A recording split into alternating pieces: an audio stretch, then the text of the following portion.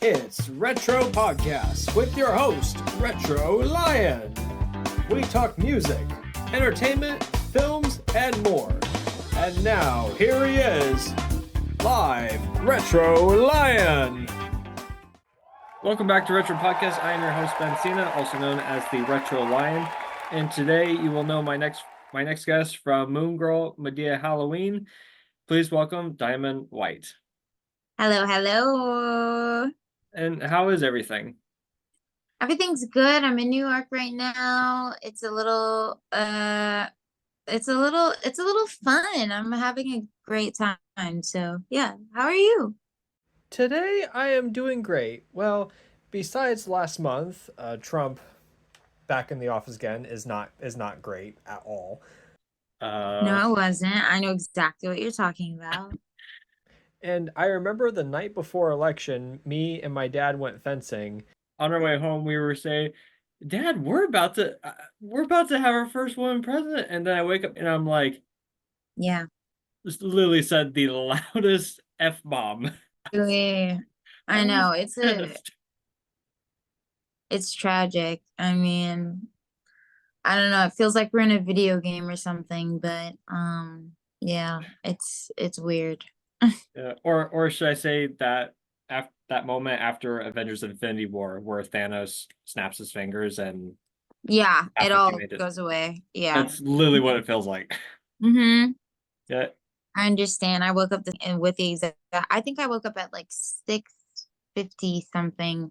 I checked to Google and I got the results and I was like, okay, well, yeah, I wasn't expecting it. I mean, I was hoping for better news, but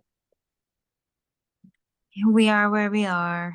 And That is very it true. does feel like the end of the world, but But don't worry, we're in this together. we're in this together. Yes, yes, humans unite. And speaking of Marvel, you voiced Moon Girl in the Disney Plus Marvel show Moon Girl. What was that experience like?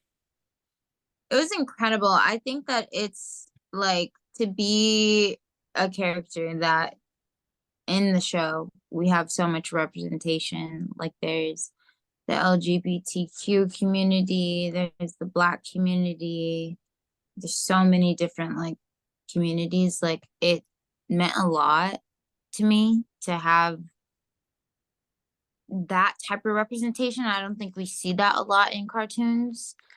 And just to have like Raphael Sadiq doing the music and then like the animation was so good. Like it it means a lot to a lot of people and I'm thankful just to be a small part of the show. Like just the voice to voice a superhero, a Marvel superhero means a lot to me. So I'm very, very happy with the way the show turned out and yeah, it's a great show. I recommend everybody to go watch it. And will the show be coming back for another season? Ooh, that is something that is up to the watchers. If they watch it, of course we'll have another season, but if, they don't, then no. But I encourage everyone to go watch the second season. We'll be having I think it's called a 2B season. So yeah, just stream it, watch it. It's on Disney Plus, it's on Disney Channel. So yeah, go watch it and see if you like it. And since Marvel is going into the multiverse phase where we're starting to see a lot of characters from past Marvel movies and that are not Disney related, even before Disney bought the entire Marvel content, has Disney and Marvel reached out to you about bringing Moon Girl into live action world? You think they would reach out to me? Man, What? just a small part of this. They don't reach out to me for anything. What? I know that it's like, oh, you're a superhero and you're, whatever. But no, that's higher up. That's not me. That is different. But I would love to do a live action Moon Girl. And even if it's not me, even if it's some younger like Black girl with like poof balls, like I would love to see that. But I wouldn't know. Well, I I wouldn't was seeing more of, I mean, yes, you'd be awesome for live action, but I was actually seeing more of live action and animation, kind of like what they did in Space Jam, where it was Mike Yes. Jordan cartoon, Warner Brothers cartoon characters. Well, since Hmm. it's multiverse phase and anything in the multiverse is possible, they prove it in Loki.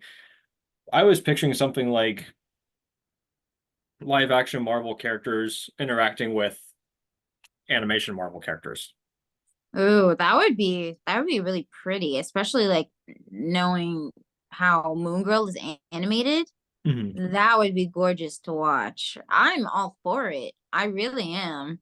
But I have no idea if they're gonna do that or not. They have to do it. They have to do it. I would love to see it or be a part of it in some way. But I don't know. I don't know, Ben. It could definitely see in Marvel. I don't know what Marvel's going to do now that Jonathan Majors is gone and they're bringing back Robert Downey Jr., but not as Iron Man, but as Doctor Doom. You're right, right. Would definitely love to see at some point in the Avengers timeline, Avengers teaming up with cartoon characters, like because I mean Hmm. we have your Moon Girl, we also have Miles Morales Spider Man, and then we even have Hmm. the '90s X Men. I mean, imagine the '90s Hmm. X Men teaming up with the Avengers. I know, that'd be so fun. That'd be so incredible. It's just that I'm in the dark just as much as you are. I would love it. I'm a fan as well. So it's like I would love to see it, but we'll see. I think maybe in the future, you never know. You never know. You never know. You really don't. And that's what my dear friend Neil Fanning said. You don't know what the future holds. Yeah, you never know what the future holds. Hey, we got to get our voices out there. Right. And that's why I'm like, hey, if you want to see the show, you gotta make your voices known. Email whoever you need to email, like figure it out. But yeah, I would love to see all the collaborations. Like that would mean a lot, especially just like having a young black superhero in the world of the Avengers or like Shield. Like that would be crazy and amazing. Have you seen Deadpool and Wolverine yet? Oh, I haven't, but I love Deadpool. I know. Don't please. I won't say I anything. I won't say anything. I swear. know. Don't say anything, but I love Deadpool. I saw the first one and like he's so funny, he's so like charismatic. Like I love Deadpool. And Wolverine, like, geez, like crazy. But yeah, I haven't seen the last one yet, so don't spoil anything for me. The only thing if you like the first two movies, you'll definitely love number three. It's hilarious. Okay, cute. But I won't say anything, I swear. But the only difference is with Wolverine is that it's not the same Wolverine from the past X-Men movies. It's What a do you mean? it's a different Wolverine, but played by the same actor, like a different variant of Wolverine. Oh, Because they do go into the multiverse first phase. oh boy, that's so exciting. Yeah, he actually crosses over to the MCU. It's multiverse mode. That's crazy. Yeah. Oh my God. I won't say anything else. Well, Don't I say won't anything give. else. Okay. One thing I will say, if you're really dying for it, don't go on YouTube and look up anything because that spoils the entire. Okay, I won't. I won't. Just don't Google search or anything. I won't. If there was any superhero movie that you had to spend the rest of your life watching, what would it be? Any Oh, I think I have to go with Spider-Man. I think I really have to go with Spider-Man. I could watch the rest of my life like seeing each like individual Spider-Man. Yeah, because I kind of grew up with Spider-Man and I really like that he's like a teenager that's just trying to figure out like how to be a superhero and doesn't really know how to do it. Like he's like it's like what is it called? Like when you're hitting puberty and you're like, oh, I don't know what I'm doing, but like my voice is changing and it's like like I have spider webs out of my risk because I got bit by a spider. Like, I think Spider-Man would be the one that I would, yeah. I think I'm gonna go with Spider-Man. Excellent choice. It's funny because before Tom Holland got the part as Spider-Man, I was one of the guys who auditioned to play that character. Really? Yeah, I was 15 at the time. Oh my God. You would have been a great Spider-Man. He does a way much better job than I do. I will say. I mean, yes, I did train. I did watch movies to rehearse, but I'm glad he got the part because at some point I would have been done after Civil War. But I mean, I don't act anymore, but that was back when I used to do theater. I feel you. I feel Yeah. you. I Although feel you. I almost dressed up as Wolverine for Halloween this. Really? What did you dress up as? Instead, I dressed as Ned Flanders from The Simpsons, but Oh my God. I literally almost dressed up as Wolverine. Oh my God. That's so cute. Mhm. But funny enough, I sort of am playing a Wolverine-like character in a indie film that I'm working on after my current project is finished, and that's Van Dragonsing. And I play a It's what? it's called Van Dragonsing. It's Van about Dragonsing. Van Dragonsing. There's nothing out yet at the moment because it's beginning of production hasn't begun until fall. But it's about this little robot dragon named Van Dragonsing, and his partner, his police partner, is a werewolf, and that's played by me. And it's a family friendly film. It's a murder mystery. It's a Ooh. if you think of Paranorman is a dark film, like a dark family friendly film, that's where it falls into. But it's a murder mystery, and Is it claymation? it's a combination of stop motion and live action. So like Beetlejuice. Oh, interesting. Okay. But yeah, it actually takes place in my in my hometown, Lakeside Marblehead, Ohio? Ohio. And one way to describe it, it's Scream meets Scooby Doo meets Five Nights at Freddy's. Okay. So Scooby Doo is one of my like literally like favorite things. Like literally favorite. Scooby Doo is my like all time like I love Scooby Doo so much. Wow, that If you sounds haven't met Neil awesome. Fanning, you would love Neil. He's a really nice guy. Hey, give me a role. I will. I will do my best. It's funny because Luke Hutchie from the Canadian show Ghosting was on the show. He was on the show a few weeks ago. Really nice guy, by the way. And I was telling him about the project, and he had a little bit of an interest in it. And I told him I would do the best I can to get him a part. I mean, I don't guarantee it because most of it's full, but I will do my best to help him and help you Yeah, as well. I would love to. Oh, congratulations. That's amazing. Thank you. I've been wanting to do a Lakeside movie for a long time, and I actually had the idea 5 years ago, and we're just trying to find the right story and the right script, and there was a bit of pauses in the middle because of the pandemic that we got trapped in.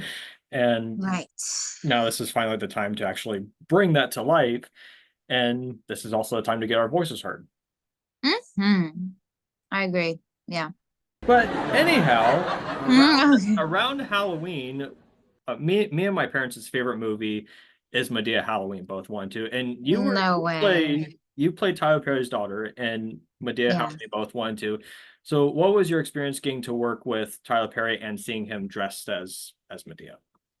Oh boy, it was what's the word? Because I grew up watching the Medea movies, like with when Kiki Palmer was doing them with him. So it was like to see a man who is like over 6 feet tall, dressed up as a woman with a wig, being Medea, changing his voice and doing the and then going to okay, cut. It's very it's like what's going on right now, but it's amazing to see it because you can see his brain switch from Medea to Tyler. And we actually have a new, I don't know if I'm supposed to say this or not, but I haven't been told not to. So, but we have a movie coming out called Medea's Destination Wedding, and it's about Tiffany, my character, getting married. And it took me out of the country for the very first time. I went to the Bahamas, I went to the Dominican Republic.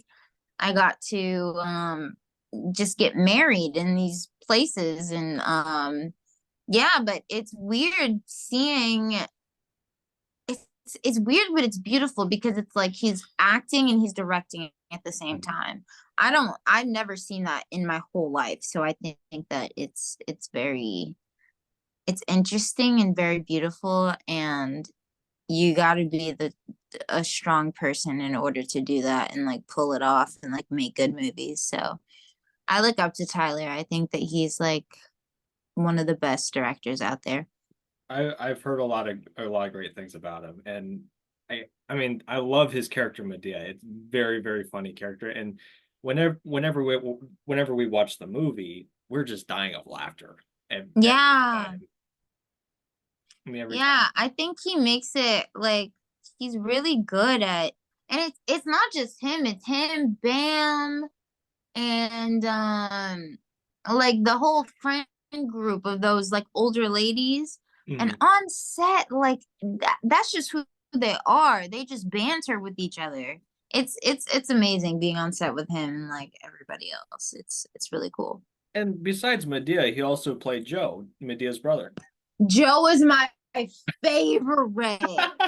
Same Joe is here. my favorite. Like he'll say the craziest stuff. And like I can't even tell you what I know because I know that that's not my like area to talk, but there's something coming that is so funny that you guys will love. Oh my god. I'm so excited for y'all to see this. I'm And sorry. I'm not a part of it, but it is so good. One of my mother's favorite lines, and she says this every Halloween. Sorry, mom. But when she says every Halloween in the scene where it's just, I'm sorry. No, you're good. What is it? What is it? I can't help it. It's the scene where Joe's trapped in the house, and there's like the one guy, and he's wearing the clown costume. And he's just like standing in front of Yeah. Joe, and Joe knocks him out, and he's like, "I don't play that Halloween BS." Yeah, yeah, yeah, yeah, yeah. Oh my god, you Oh did that! I love my- that. It's our favorite movie. I'm sorry. Oh, you're making my night right now. That's I'm crazy. sorry. I'm sorry. No, don't be sorry. Don't apologize. You're literally making my night. Because I did those movies when I was like 16, 17 to 18. And That's funny. like, That's how old I was when they came out. right, right. But how much time has passed? You. I'm 25. I'm 25. What?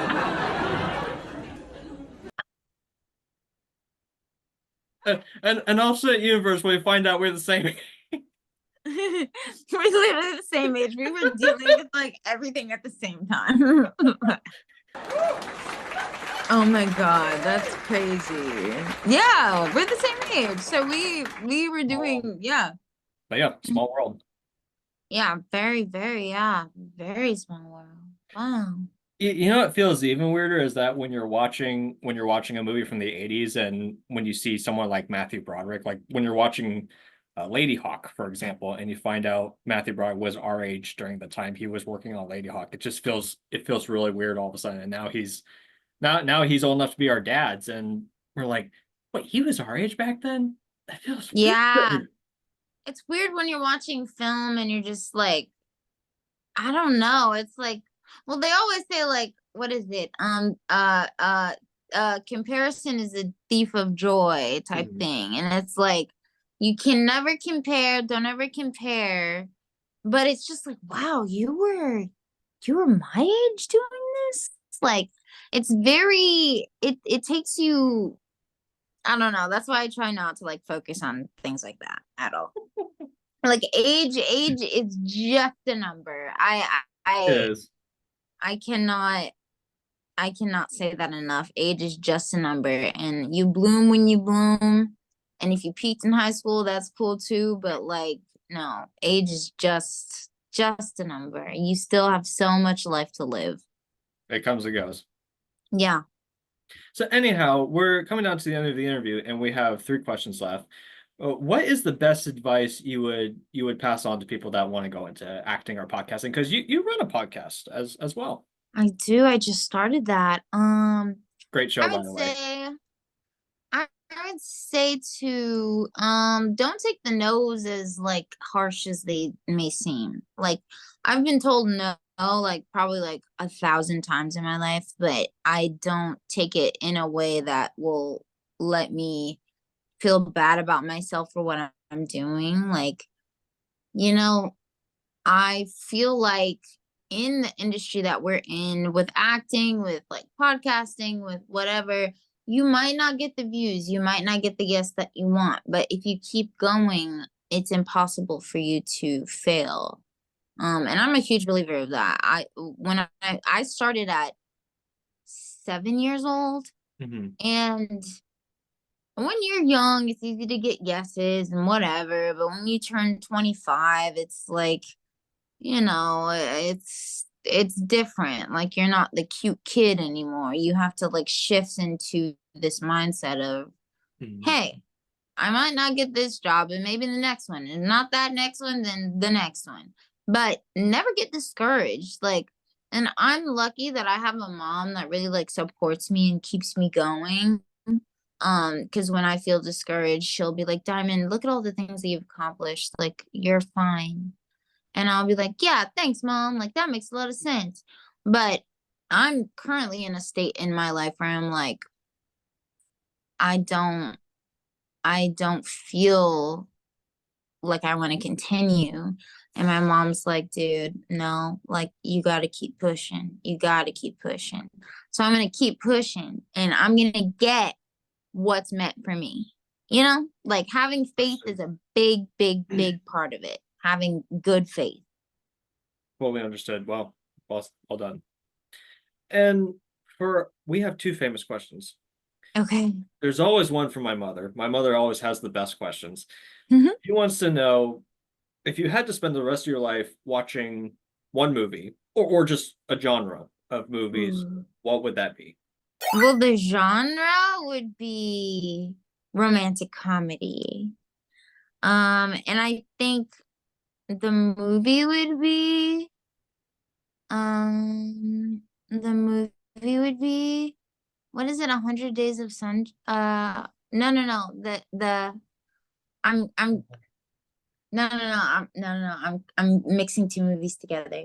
It would be the this isn't it's a dark romantic movie. It's the one with Jim Carrey and this the spotless mind of eternal sunshine of a spotless mind. I think that movie. I don't think I've seen that one.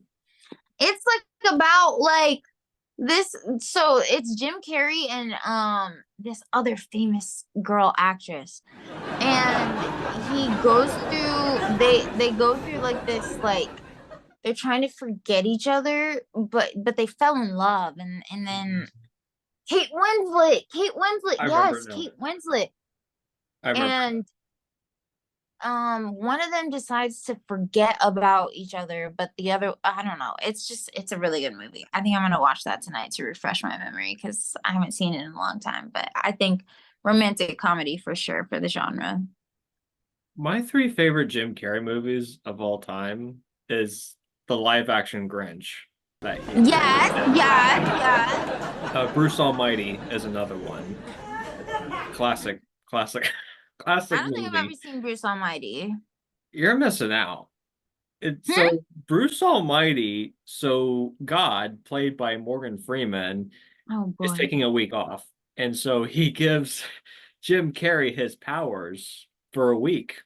And Jim Carrey has to be responsible to use God's powers. And That's what that's about? in the Oh my beginning, God.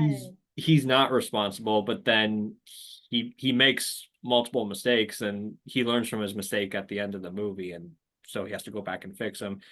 And the third one is the cable guy. The cable guy. What about